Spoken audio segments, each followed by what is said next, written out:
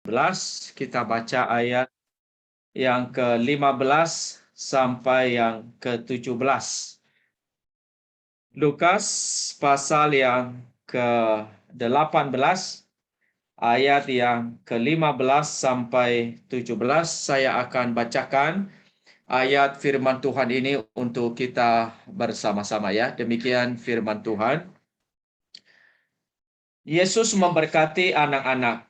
Maka datanglah orang-orang membawa anak-anaknya yang kecil kepada Yesus, supaya ia menjamah mereka. Melihat itu, murid-muridnya memarahi orang-orang itu. Tetapi Yesus memanggil mereka dan berkata, "Biarkanlah anak-anak itu datang kepadaku, dan jangan kamu menghalang-halangi mereka, sebab orang-orang yang seperti itulah yang empunya kerajaan Allah. Aku berkata kepadamu, sesungguhnya barang siapa tidak menyambut kerajaan Allah seperti seorang anak kecil, ia tidak akan masuk ke dalamnya." Demikian untuk pembacaan firman Tuhan ini, dan saya akan pimpin kita di dalam doa dulu sebelum kita merenungkan dan juga nanti men-sharingkan bersama-sama. Kita berdoa. Bapa kami di dalam sorga, terima kasih oleh karena setiap pagi di pagi Sabtu ini Engkau berfirman kepada kami, dan kami boleh disatukan di dalam persekutuan melalui Zoom, walaupun secara tempat kami terbatas, tetapi online ini kami boleh dipersatukan. Terima kasih karena Tuhan terus memberikan sarana-sarana untuk membangun iman kami, membangun persekutuan kerohanian kami, dan kami doakan Tuhan, kiranya Kau boleh turut memberkati. Biarlah pagi hari ini kami boleh dibawa untuk lebih lagi dikuatkan, atau diingatkan, atau diberikan sebuah visi, diajari oleh firman, sehingga kehidupan kami sebuah kehidupan yang akhirnya ditransformasi, pikiran kami diubah, sehingga hidup kami ini juga boleh mengerjakan pekerjaan-pekerjaan Tuhan di dunia ini, yang kami tahu Tuhan bahwa kesempatan kami begitu singkat, sehingga kami perlu untuk boleh memikirkan, menggumulkan apa yang menjadi kehendak Tuhan, yang boleh kami kerjakan di dalam hidup kami, di dalam pelayanan kami. Kami berdoa melalui firman yang kami renungkan ini. Mohon Tuhan sendiri boleh memberi hikmat, memberi pencerahan kepada kami, sehingga kami tahu tuntunan dan pimpinan Roh Kudus yang bekerja, yang berkuasa di dalam hati kami masing-masing. Kami berdoa dalam nama Tuhan kami, Yesus Kristus. Amin. Nah, saudara-saudara, pagi hari ini kita membahas satu teks ya di dalam Lukas ini tentang Tuhan Yesus itu menyambut, menerima anak-anak ya, walaupun mungkin murid-muridnya memang sedikit menghalangi, tapi Tuhan Yesus itu berkata, "Biarkanlah anak-anak itu datang kepadaku, jangan kamu halangi mereka." Nah, sebelum kita lihat teks ini, saudara, saya ajak kita untuk membandingkannya dengan perikop di Matius 19 ayat 13 sampai 15 ya. Saya coba bandingkan aja, rekan-rekan bisa melihat atau juga mendengarkan ya. Jadi ketika saya membandingkan, ada satu nanti yang unik di Lukas ini ya. Kalau di Lukas, jadi awalnya itu kan datang, ada beberapa orang datang bawa anaknya begitu ya. Nah, kalau di Matius juga begitu. Jadi orang-orang itu bawa anak kecil datang ke Tuhan Yesus ya. Jadi mirip ini. Lalu kemudian kalau di Lukas ini kan orang-orang datang itu supaya anaknya dijamah gitu ya. Nah, kalau di Matius itu supaya Tuhan Yesus itu kan meletakkan tangannya begitu ya. Jadi mirip-mirip ya. Lalu kemudian murid-murid marah ya. Di kedua perikop ini juga sama itu. Murid-murid Tuhan Yesus marah. Lalu kemudian Tuhan Yesus juga justru membiarkan anak-anak itu datang, dan dia kemudian memberkati mereka, meletakkan tangannya atas mereka. Nah, tapi ada yang beda nih. Nah, ini nih yang beda cukup menarik ya. Karena di Matius saya nggak lihat. Tapi di Lukas itu ada. Nah, khususnya di ayat ke-17. Nah, di ayat 17 ini berkata, "Aku berkata kepadamu, sesungguhnya barang siapa tidak menyambut kerajaan Allah seperti seorang anak kecil, ia tidak akan masuk ke dalamnya." Jadi ini salah satu poin yang sedikit berbeda dan perlu kita renungkan, saudara ya. Karena Tuhan Yesus berkata dalam bagian ini, "Aku berkata kepadamu, sesungguhnya barang siapa tidak menyambut kerajaan Allah seperti anak kecil." Jadi Tuhan Yesus itu menekankan perlu sekali jiwa seperti anak kecil di dalam menyambut kerajaan Allah. Jadi penekanan utamanya salah satunya di sini, saudara. Walaupun nanti bagian lain kita bahas, tetapi saya melihat ini memang sinkron juga dengan perikop yang sebelumnya. Kalau saudara lihat perikop yang sebelumnya yang minggu lalu itu contohan di bawah, kita melihat itu ada orang Farisi yang datang menghampiri Tuhan ya, dengan penuh kesombongan, dengan penuh keangkuhan, merasa dirinya benar, bahkan juga menyatakan bukti-bukti dirinya itu benar. Ini loh, dia memberi perpuluhan, macam-macam ya, dia bukan pencina, orang lalim, dan sebagainya. Tetapi ini bukan jiwa seorang anak yang betul-betul punya jiwa di dalam dia menyambut kerajaan Allah. Ini tidak, saudara. Justru kita lihat jiwa seorang anak kecil itu yang mengharapkan kerajaan Allah itu ada di dalam jiwa pemungut cukai. Justru pemungut cukai ini menyebut dirinya itu sebagai orang yang begitu berdosa, memukul-mukul dirinya, dan dia berkata, "Ya Tuhan, kasihani aku, orang berdosa ini." Jadi jiwa seperti ini yang sebenarnya sangat Tuhan inginkan ya di dalam diri setiap orang di dalam menyambut kerajaan Allah. Jiwa seorang anak. Nah, jiwa seorang anak kalau kita lihat memang itu jiwa seorang yang betul-betul bergantung ya, bergantung pada orang tuanya. Jadi jiwa ketergantungannya itu sangat-sangat kuat sekali dalam diri seorang anak. Boleh dikatakan 100% itu ya, seorang anak punya jiwa ini. Seorang anak itu ya mungkin memang dia tidak sadar barangkali dirinya lemah ya, tetapi ada hal di dalam diri anak memang dia lihat dirinya, maksudnya ada diri sebagai seorang yang begitu lemah. Jadi tidak ada kekuatan apa-apa begitu ya. Jadi istilahnya itu dia butuh pertolongan dari orang lain. Dan jiwa seperti ini yang memang sangat diperlukan di dalam menyambut kerajaan Allah, bahwa kita butuh berkat, kita butuh Tuhan di dalam kehidupan kita ini. Nah, saudara-saudara, kalau kita memperhatikan jiwa daripada seorang anak ini yang mengharapkan kerajaan Allah, mengharapkan berkat-berkat Allah, kita juga bisa melihat ada di dalam jiwa orang-orang yang datang, khususnya orang tua yang datang membawa anaknya kepada Tuhan Yesus. Nah, sebelum saya melihat ini, saya kontraskan sedikit dengan ayat yang ke-18. Jadi kita melihat tadi perikop sebelumnya, ini kita lihat perikop sesudah, saudara ya, sesudah perikop ini, yaitu ayat 18. Ini orang kaya yang sukar masuk kerajaan Allah. Kita lihat di dalam jiwa orang kaya ini ya, orang muda ini yang datang kepada Tuhan Yesus bertanya itu, "Guru yang baik, apa yang aku harus lakukan untuk memperoleh hidup yang kekal?" Sebenarnya dia nggak ada jiwa seperti ini. Jiwa sebagai seorang anak itu yang mau betul-betul mau menyambut kerajaan Allah dalam hidupnya. Sampai akhirnya Tuhan Yesus berkata di ayat 24 itu ya, alangkah sukarnya orang yang beruang masuk ke dalam kerajaan Allah. Karena apa? Ya, dia berpikir dengan dia mungkin mengikut Tuhan itu mendapat keuntungan yang barangkali secara manusiawi dia akan lebih kaya lagi atau lebih menguntungkan dia.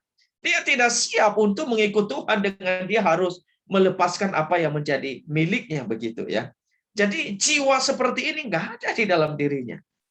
Nah, tetapi saudara, kita bandingkan khususnya di bagian ayat 15 ini, perikop di tengah ini luar biasa. Baik dari pemungut cukai dan juga dari orang-orang yang datang membawa anaknya kepada Tuhan, kita melihat ada satu jiwa.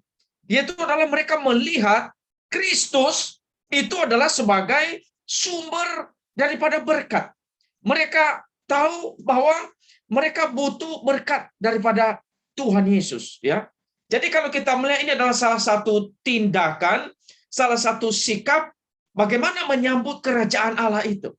Dan tentunya bagi orang tua yang bawa anaknya itu adalah ini satu tindakan iman. Tindakan iman, mereka percaya bahwa anak-anak mereka juga adalah milik Kristus. Jadi mereka tidak hanya cukup puas bahwa berkat itu hanya untuk diri mereka, tidak, saudara. Tapi mereka juga percaya sekali di dalam iman mereka bahwa berkat di dalam Kristus juga itu berlaku bagi anak-anak mereka. Sehingga mereka bawa. Jadi mereka juga bukan orang-orang yang egois yang hanya memikirkan diri mereka sendiri, tapi juga mereka memikirkan kerohanian daripada anak-anak mereka. Mereka ingin anak-anak mereka ini diberkati sehingga dibawa kepada Tuhan untuk dijamah, untuk diletakkan tangannya. Jadi kita melihat bahwa orang-orang tua yang bawa anaknya ini tentunya mereka sangat menghargai anak-anak. Mereka menghargainya di dalam Tuhan. Ada berkat yang juga berlaku atas mereka, bukan hanya untuk diri mereka. Dan terlebih lagi juga orang tua ini mereka begitu percaya akan berkat dari Tuhan Yesus. Itu adalah sebuah berkat yang begitu istimewa, begitu bernilai. Dan itu tidak hanya berlaku untuk diri mereka, tapi juga untuk anak mereka. Dan mereka juga tentunya sangat menghargai Tuhan Yesus sendiri. Sangat percaya kepada Tuhan Yesus sendiri, ya.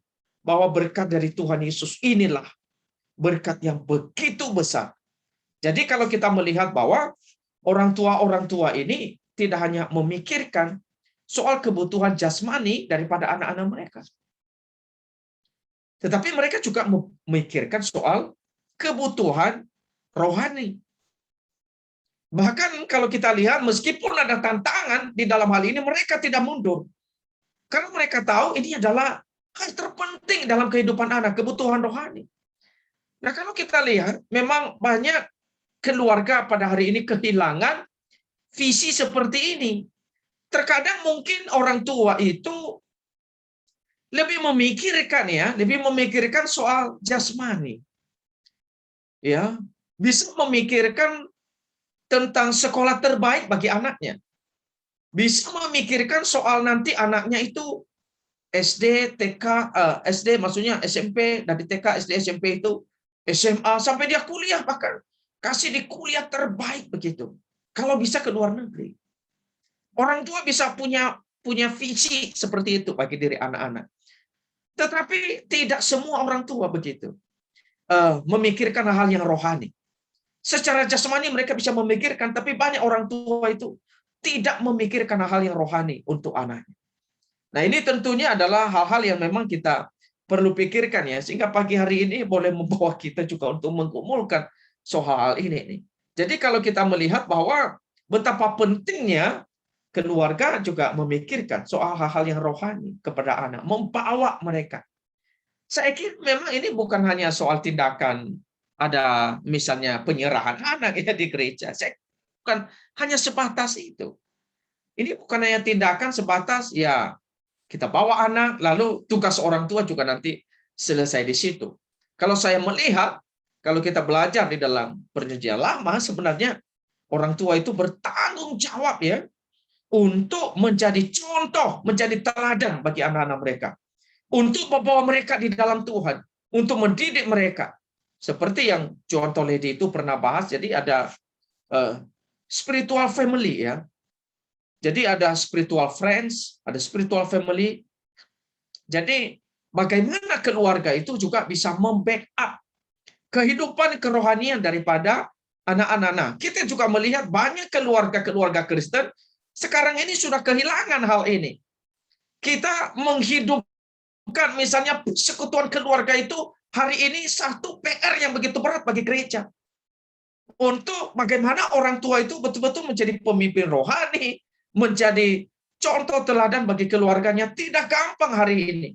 Karena kenapa? Seringkali ada satu konsep, seolah-olah urusan rohani, misalnya itu adalah hanya diserahkan entah ke urusan gereja begitu, ya. Seolah-olah gereja tok yang bertanggung jawab. Seolah-olah orang tua tidak punya tanggung jawab. Karena setelah mendidik anak, seolah-olah sekolah tok yang bertanggung jawab, orang tua tidak punya tanggung jawab. Saya ingat sekali perkataan pendeta Samuel Prasetya, ya, kepala GIA yang sudah meninggal, justru waktu dia bawa seminar di sini, dia bilang 100% soal pendidikan anak itu tanggung jawab orang tua. Sekolah itu hanya bagian dalam membantu. Tapi untuk pendidikan itu pertama 100% itu dari orang tua. Tapi berapa persen orang tua memahami hal ini? Apalagi di dalam perkara-perkara yang rohani. Nah, saudara, ini adalah satu bagian firman Tuhan yang kalau kita lihat, ya, baik di dalam perjanjian lama dan di dalam perjanjian baru memberi kita ayat-ayat penting bagaimana tanggung jawab tentang anak, tanggung jawab orang tua terhadap anak. Nah, pagi hari ini kita merenungkan bersama-sama. Nanti kita bisa sharing ya, kita bahas tentang hal ini. Tapi kita lihat bahwa sebenarnya orang tua perlu memperhatikan kehidupan kerohanian daripada anak-anak. Ya. Nah, kalau kita lihat saudara, memang konsep-konsep yang salah itu terkadang ada di dalam pikiran banyak orang tua. Ya. Sehingga konsep ini terus terbawa di dalam kehidupan berkeluarga. Tetapi di dalam konseling pranikah memang kita terus memberikan sebuah pencerahan ya. Kita berharap keluarga-keluarga yang dibangun itu memulainya, karena lebih gampang ketika keluarga-keluarga yang baru menikah itu memulai kayak persekutuan keluarga, ada doa di dalamnya. Ketika ada anak ya tinggal diajak. Nah, ini memang perlu pembinaan, dorongan untuk terus-menerus bisa dilakukan oleh keluarga-keluarga. Nah, saudara, konsep-konsep yang salah tidak hanya memang ada di dalam kehidupan orang tua, ya, tetapi juga dalam kehidupan para murid. Ya, kalau kita lihat para murid di sini memang mereka marah ya. Kenapa mereka marah? Ya, saya lihat ada satu konsep yang salah dalam kehidupan para murid juga, karena mungkin mereka menganggap anak-anak ini mengganggu. Ya, apalagi mereka nangis, mereka ribut dan sebagainya begitu ya. Mungkin mereka anggap itu sebagai gangguan. Dan terlebih juga di zaman dulu, di dalam budaya pada saat itu, memang ada kelompok-kelompok tertentu begitu direndahkan atau tidak dianggap atau dinomorduakan begitu ya. Misalnya anak-anak, ini termasuk dalam kelompok zaman dulu. Termasuk misalnya kaum wanita, juga tidak terlalu dianggap. Termasuk orang-orang berdosa seperti pemungut cukai yang minggu lalu kita bahas. Itu juga orang begitu direndahkan. Pekerjaannya pemungut cukai. Bagi orang Farisi, itu orang paling berdosa. Nggak mungkin punya tempat dalam kerajaan Allah. Misalnya lagi orang yang sakit kusta, beberapa minggu yang lalu kita ada bahas itu ya. Itu juga orang-orang yang diasingkan. Termasuk orang-orang Samaria yang juga pernah kita bahas. Orang-orang Samaria juga begitu direndahkan oleh orang-orang Farisi, oleh orang-orang Yahudi. Jadi ada konsep-konsep yang salah, sehingga termasuk anak-anak ini pun juga dianggap mengganggu begitu ya. Tetapi kita melihat justru Tuhan Yesus itu tidak membedakan. Siapapun punya hak atau punya anugerah lah begitu ya untuk bisa datang menghampiri dia. Makanya dalam ayat 16 itu Tuhan Yesus justru memanggil dan berkata kepada mereka, biarkan anak-anak itu datang kepadaku. Biarkan mereka ya mendapat ya istilahnya dari Tuhan Yesus, jangan halang-halangi mereka ya. Kalau kita lihat sedikit memarahi ya daripada murid-muridnya ini ya, dia katakan sebab orang yang seperti itulah yang empunya kerajaan Allah. Jadi saudara, Tuhan Yesus itu menaruh perhatian begitu besar terhadap anak-anak. Tuhan Yesus memberkati anak-anak. Tuhan Yesus menerima anak-anak. Sikap daripada Tuhan Yesus ini adalah juga menjadi contoh teladan bagaimana sebagai orang Kristen harus menerima anak-anak. Bagaimana sebagai gereja Tuhan harus menerima anak-anak. Bagaimana sebagai gereja, sebagai tubuh Kristus memberikan perhatian, memberikan cinta kasih, memberikan pelayanan yang maksimal kepada anak-anak. Dengan kata lain, Injil Kristus juga harus diberitakan kepada anak-anak. Injil Kristus harus dibawa. Bagaimana anak-anak bisa memperoleh berkat di dalam Kristus. Nah, kita lihat di dalam penerimaan daripada Tuhan Yesus ini menjadi satu dasar di dalam kita membangun pelayanan-pelayanan kita terkait anak-anak pada khususnya, dan tidak hanya di sekolah minggu, tentunya di dalam semua pelayanan kepada anak, termasuk di sekolah, termasuk dalam berbagai bidang-bidang, institusi, lembaga-lembaga, entah panti asuhan dan sebagainya. Injil Kristus juga terbuka bagi anak-anak. Nah, saudara-saudara, kalau kita lihat ya, kita memang bersyukur sekali bahwa gereja kita itu bisa menjangkau anak-anak misalnya di dalam masa-masa pandemi seperti ini. Boleh dikatakan di gereja kita untuk soal kuantitas ya, soal kuantitas dulu hampir 100%. Hampir 100%. Bahkan mungkin 90% ke atas lah ya. Ya, anak-anak di gereja kita itu bisa bersekutu beribadah lewat Zoom yang sudah dimulai dari akhir-akhir tahun yang lalu, dan dari Januari tahun ini itu benar-benar dilaksanakan sampai hari ini, dan sangat luar biasa. Bersyukur buat guru-guru yang memang memberi perhatian, membayar harga, dan mereka mau terus melakukan terobosan untuk pelayanan anak-anak yang saya kira salah satu pelayanan yang cukup baik di gereja kita hari ini. Meskipun kita tahu juga ya ada kekurangan, tetapi untuk situasi saat ini kita bisa menghadapinya. Kita sangat bersyukur. Tetapi saudara kita juga terus meningkatkan pelayanan ini karena masih banyak anak-anak yang perlu kita jangkau. Dan lebih daripada itu, ya, bagaimana Injil itu bisa sampai satu persatu ke anak-anak. Misalnya anak-anak itu bisa diinjili satu persatu, diberitakan, dipanggil, dikonseling. Ya mungkin ada sekolah alitian, nanti mungkin ada rencana bikin konseling. Dan ini salah satunya, mengkonselingi mereka ya satu persatu. Jadi memberitahukan kepada mereka tentang Injil Kristus ini. Nah, saudara, ini adalah satu panggilan gereja dan panggilan kita semua. Dan kita perhatikan ya, apakah pelayanan kepada anak selama ini sudah cukup maksimal? Dan setelah pandemi, setelah mereka masuk ke gereja lagi, apakah bagaimana pelayanan gereja? Saya kira kita perlu terus memikirkan memang misi tidak hanya bicara misalnya soal yang lainnya, soal misalnya misi di luar gereja ya. Penting sekali misi di luar gereja. Tapi misi di dalam gereja juga sangat penting. Ya, misi di dalam gereja itu ya misi di dalam seperti ke sekolah minggu ini. Misi kepada anak-anak muda misalnya. Dan jangkauan yang lebih luas misalnya kepada orang dewasa dan sebagainya. Jadi ini salah satu hal yang perlu kita pikirkan, kumpulkan baik-baik sehingga pelayanan kita juga semakin lebih maju dan lebih berkembang dan lebih ditingkatkan lagi. Kalau kita belajar dari gereja-gereja lain, mereka ada diskusi atau video tentang anak-anak yang memberikan satu pembelajaran begitu baik ya. Saya pernah nonton juga di GRII dan beberapa di gereja-gereja lain itu ada interaksi-interaksi yang begitu baik. Nah mungkin nanti sekolah minggu kita bisa melakukan hal itu ya, barangkali dalam meningkatkan lagi kualitas pembelajaran, pengajaran sehingga lebih dalam lagi anak-anak boleh mendapat pengertian dan pengenalan akan kitab suci sehingga mereka makin bertumbuh di dalam iman kepada Tuhan. Nah, demikian untuk renungan pagi hari ini dan kita bisa sharing bersama-sama untuk kita boleh saling berbagi, memberikan inspirasi di dalam mengembangkan pelayanan kita. Saya persilakan bagi rekan-rekan yang ingin